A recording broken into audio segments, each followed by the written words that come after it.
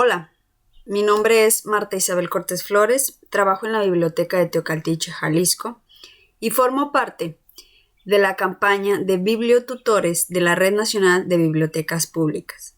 Y este video hablará de la materia de inglés en secundaria. En específico, el tema Creating a Storybook de la página 17 a la 20. Lo que pretende esta lección es que leas una historia y de acuerdo a la historia completes algunos cuadros o contestes algunas preguntas. Lo mismo que harías en una clase de español, la diferencia es que está en inglés. Lo que te puedo sugerir para esta clase o para esta lección es que leas toda la historia, porque a final de cuentas es un contexto. Si tú lees toda la historia podrás darte una pequeña idea de lo que trata.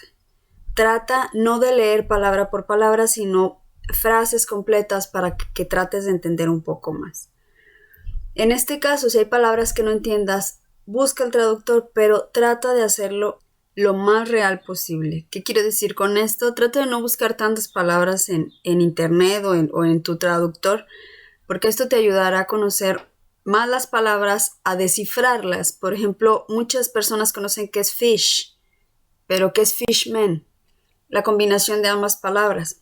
Sí, entonces trata de hacerlo por tu cuenta. La primera actividad que te menciona es Find and underline the most important event in the whole story, es decir, encuentra y subraya lo más importante de todos los eventos de toda la historia. Y después te pide que completes el cuadro que aparece ahí usando las claves más importantes de la historia. Un pequeño ejemplo con un cuento clásico, Caperucita Roja. El primer párrafo podría ser The little red cap visits her sick granny o grandma.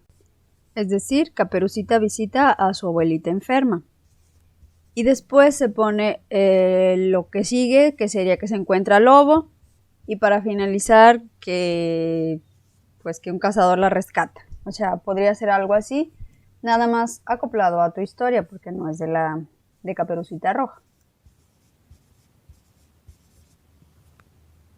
Después te pide una discusión como clase. Que pienses sobre los personajes o sobre los sentimientos de los personajes al final de la historia. Y dice la número 2. La codicia es egoísta y un excesivo deseo de querer más de las cosas. Y te hace una pregunta. ¿Por qué piensas que las personas son codiciosas? Y la tercera pregunta, ¿cuál es la lección de esta historia? La actividad 4 es que completes el mapa mental que aparece en la parte de abajo con lo que has leído de la historia y te da algunas definiciones en the boxes. A character is a person in the story, es decir, un personaje es una persona. En la actividad 5 te dice que completes la oración de este cuento de hadas y te aparece usualmente en el cuento de hadas cómo comienza y nada más te da la opción a time. Después te pide que leas y extraigas lo más importante de este cuento y el conflicto que esto desempeña.